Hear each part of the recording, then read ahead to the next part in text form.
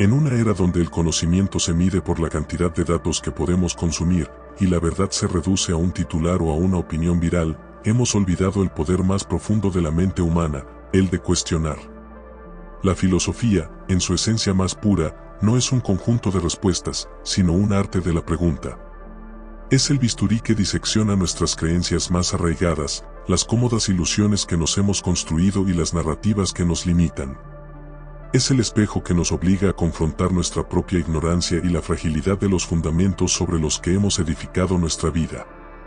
Pero en esa confrontación, en ese acto de destruir nuestra forma de pensar, reside el verdadero nacimiento del conocimiento, de la sabiduría y de la libertad.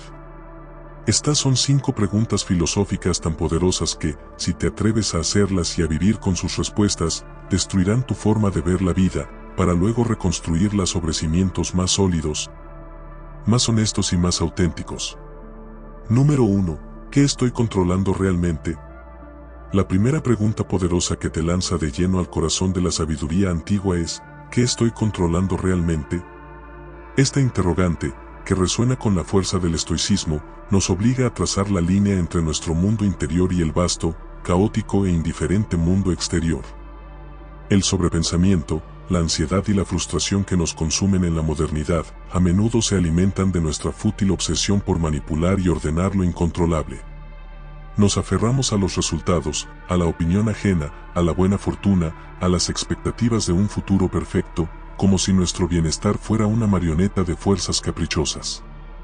Este apego a lo externo no solo es inútil, sino que nos convierte en esclavos de las circunstancias, de las personas y de los eventos. Piensa en los momentos de mayor estrés y preocupación en tu vida. ¿Son causados por una decisión que tomaste o por un evento que escapa a tu influencia? La gran mayoría de las veces, nos perdemos en la rumiación inútil de si tan solo, o en la queja por lo que no fue. Esta pregunta, sin embargo, te fuerza a detener ese ciclo. Te obliga a distinguir con claridad entre tu juicio sobre un evento y el evento en sí mismo. El evento, para los estoicos, es neutral. Es tu juicio sobre él lo que le otorga el poder de perturbarte. El tráfico es solo un hecho, tu frustración por él es una elección. Un comentario hiriente es solo ruido, tu decisión de sentirte ofendido le da poder sobre tu paz. La pérdida de un empleo es un hecho, pero la desesperación por él es una reacción que tú eliges. Esta pregunta es incómoda porque nos quita la excusa más fácil y reconfortante, la de ser víctimas. Nos obliga a asumir la responsabilidad total de nuestra paz mental y de nuestro estado emocional. Si mi felicidad depende de que el tráfico no sea lento, he entregado mi poder a algo que no puedo gobernar. Si me enoja un comentario en redes sociales, he otorgado a un extraño el poder de dictar mi estado emocional y mi autoestima. La pregunta que estoy controlando realmente es un acto de soberanía personal, una declaración de independencia de los caprichos del mundo. César, el líder más poderoso de Roma, se enfrentó a la traición, las plagas y la rebelión de sus propios hombres. Sin embargo, en sus meditaciones, se recordaba a sí mismo que solo su mente era su verdadero reino. Podía ser el emperador del mundo conocido, pero si no era el dueño de sus pensamientos y de sus reacciones, era un esclavo de sus pasiones. Su poder real no residía en las legiones o en el Senado, sino en su capacidad de retirar su mente a un lugar inexpugnable, un castillo interior donde el caos exterior no tenía cabida sin su permiso. En este santuario, podía encontrar la calma para tomar decisiones con claridad. La respuesta a esta pregunta, si la vives de verdad, destruye la ilusión de que el mundo debe plegarse a tu voluntad y de que la vida debe ser justa. Te libera del resentimiento, de la envidia y de la queja. Te muestra que el verdadero poder no reside en la fuerza bruta o en la manipulación de lo externo, sino en la disciplina de enfocar tu energía mental en lo que realmente importa y en lo que realmente puedes cambiar. Tu propia virtud, tu propia respuesta, tu propia alma. Es el primer paso hacia una libertad que ninguna circunstancia externa puede arrebatarte. Es la base de toda resiliencia, la comprensión de que el sufrimiento no es el dolor, sino la resistencia al dolor. Al asumir esta verdad, te conviertes en un co-creador de tu destino, no en una víctima de él. El sobrepensamiento, que a menudo nos consume, es un intento desesperado por controlar lo que está fuera de nuestra esfera de influencia. Al hacer esta pregunta, cortas el hilo de esa rumiación. Si te encuentras preocupado por un resultado, pregúntate si está bajo tu control.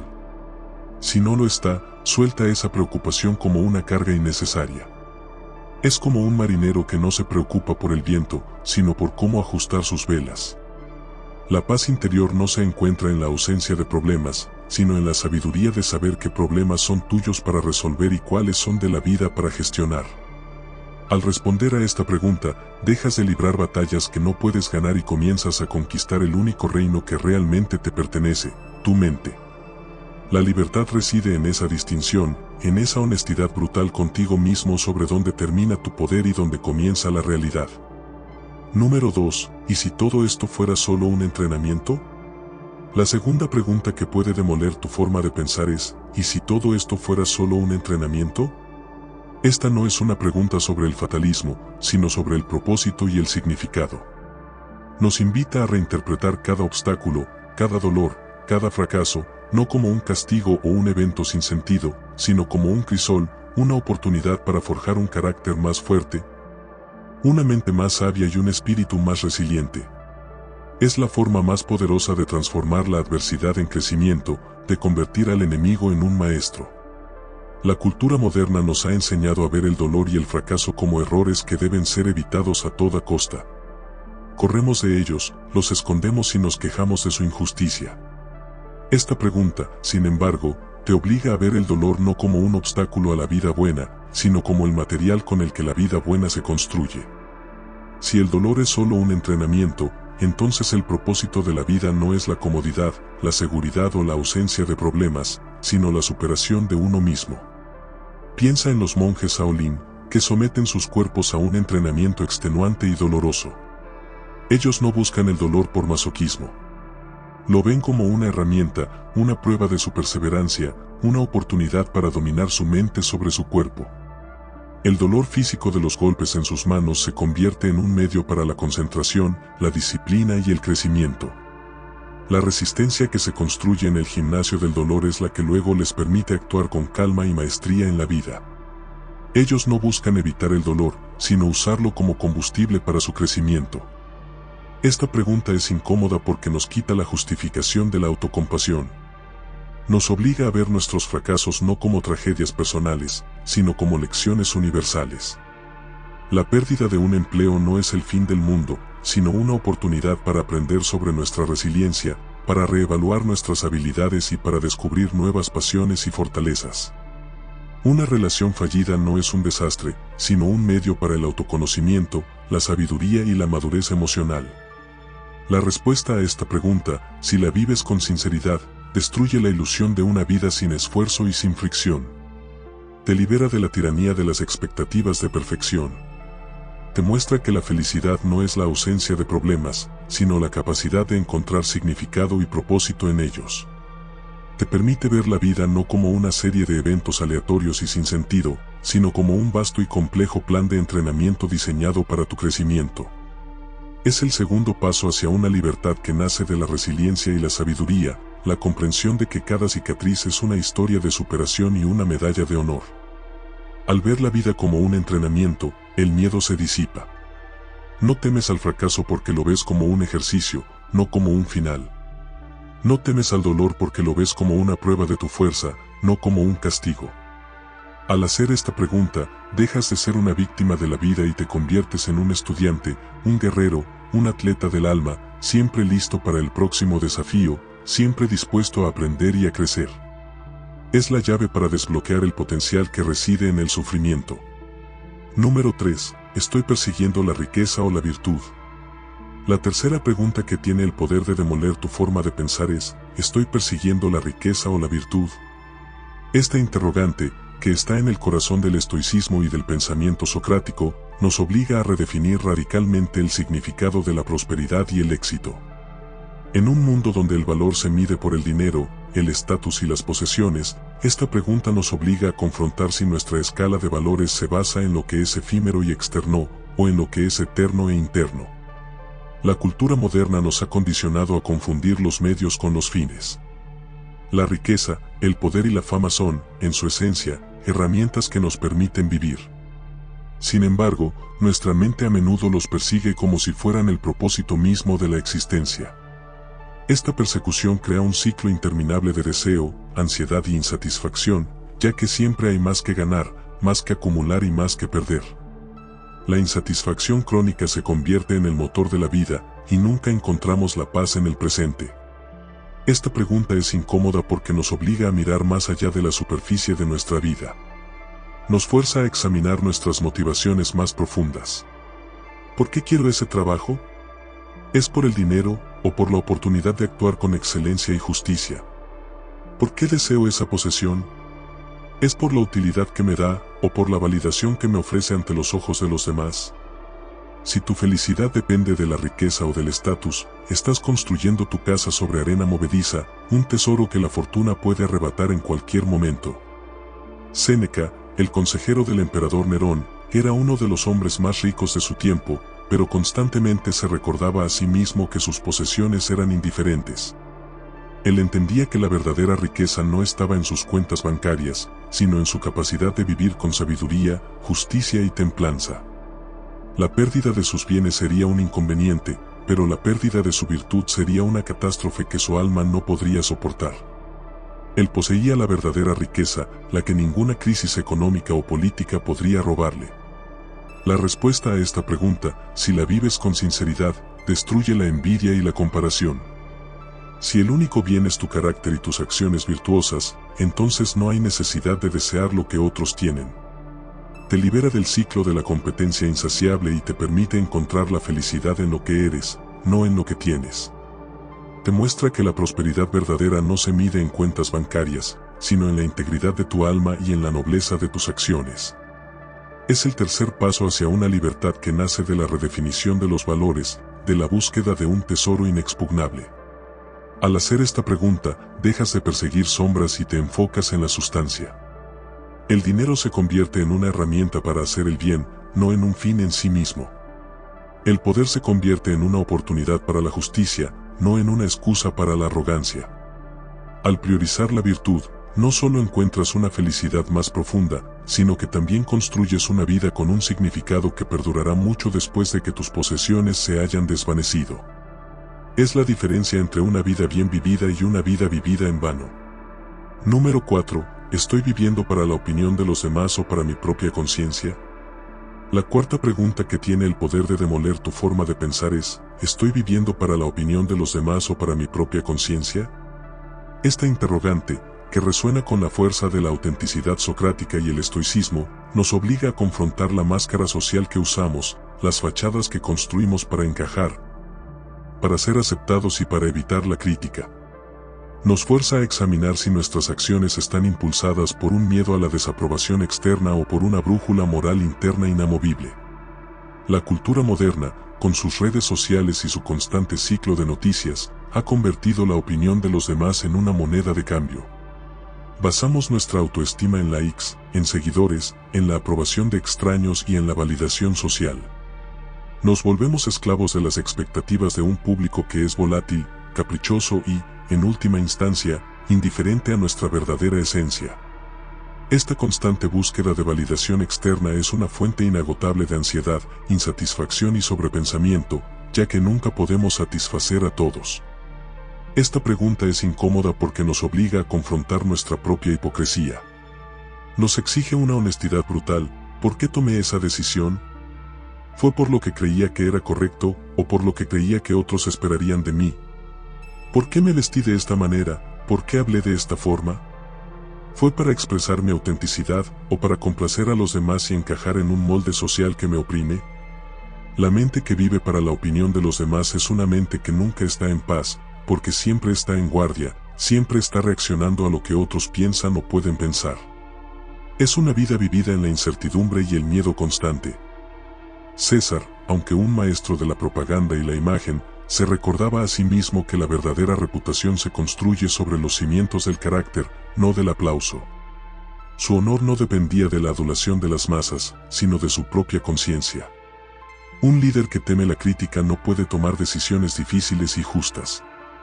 Un hombre que vive para la opinión ajena no puede ser libre, pues su vida es una reacción constante a las expectativas de otros. La respuesta a esta pregunta, si la vives con honestidad, destruye la ilusión de que la popularidad es la meta. Te libera de la tiranía de la validación externa y te ancla en una fortaleza interna inquebrantable. Te muestra que la verdadera paz no se encuentra en el aplauso de los demás, sino en la serenidad de una conciencia limpia. Es el cuarto paso hacia una libertad que nace de la autenticidad, de vivir de acuerdo con tu propia verdad, sin máscaras ni velos. Es la diferencia entre una vida de espectáculo y una vida de sustancia, entre ser un personaje y ser un ser humano. Al hacer esta pregunta, dejas de ser un actor en el teatro de la vida y te conviertes en un autor de tu propia historia. Te liberas del miedo al rechazo y a la crítica, porque tu valor no se mide por lo que los demás piensan, sino por la integridad de tu propia conciencia. Es la llave para desbloquear tu autenticidad, para vivir de una manera que honre tu propio espíritu, y en esa honestidad, encontrarás una paz más profunda y duradera que cualquier aplauso efímero. Número 5. ¿Qué elegiría la parte más noble de mí mismo? La quinta y última pregunta que puede demoler tu forma de pensar es, ¿qué elegiría la parte más noble de mí mismo? Esta interrogante, que nos invita a un diálogo socrático con nuestro yo superior, nos obliga a trascender nuestros impulsos más bajos, la ira, el miedo, la envidia, y a actuar desde un lugar de sabiduría, de virtud y de propósito. Es el filtro final que nos permite tomar decisiones no basadas en la reacción, sino en la razón y la integridad, un llamado a la acción consciente y deliberada en cada momento. La cultura moderna a menudo nos empuja a reaccionar impulsivamente, a ser arrastrados por nuestras pasiones y apetitos. Si te enfadas, desahógate. Si tienes un deseo, persíguelo sin importar las consecuencias. Si sientes miedo, huye. Pero los antiguos, que veían las pasiones como una forma de locura, nos enseñan a hacer una pausa.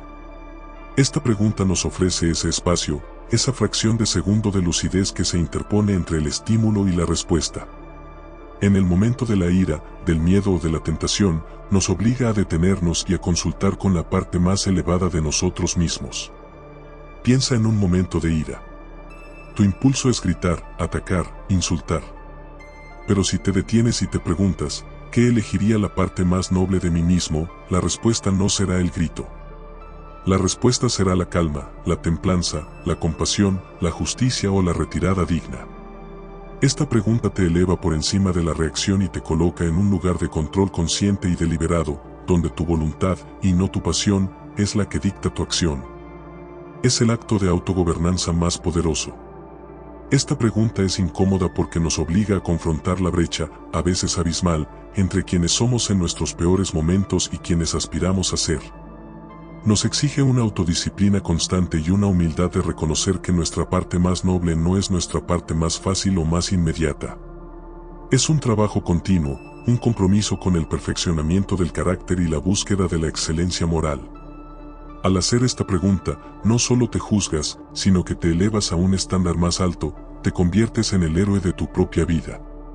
La respuesta a esta pregunta, si la vives con sinceridad, destruye la ilusión de que somos esclavos de nuestros impulsos. Te libera de la tiranía de la impulsividad y te ancla en una fortaleza interior que se construye con cada decisión consciente y deliberada. Te muestra que la verdadera libertad no es hacer lo que quieres en todo momento, sino querer lo que es correcto y virtuoso, incluso cuando es difícil. Es el quinto y último paso hacia una libertad que nace del dominio de uno mismo, de vivir una vida no por accidente, sino por diseño, un diseño que nace de la parte más noble y sabia de ti mismo. Las 5 preguntas que hemos explorado no son meras ideas filosóficas, son un manual de instrucciones para la vida, un mapa para la fortaleza mental y la paz interior. Nos obligan a confrontar nuestra relación con el control, el propósito, la riqueza, la autenticidad y el yo superior. Al hacerlas y al vivir con sus respuestas, no solo transformamos nuestra mente, sino que destruimos las ilusiones que nos han mantenido pequeños y asustados, para luego reconstruir una vida de significado, de propósito y de paz inquebrantable. La sabiduría antigua nos muestra que la verdadera prosperidad no es una meta que se alcanza, sino un estado del ser que se cultiva a través de la introspección y la acción virtuosa. En un mundo que grita, estas preguntas nos invitan a escuchar el susurro de nuestra propia razón, a construir un castillo inexpugnable en el silencio de nuestra mente. La sabiduría está a tu alcance. la elección es tuya. ¿Estás listo para iniciar este viaje, para hacerte estas preguntas y para vivir con la audacia de sus respuestas?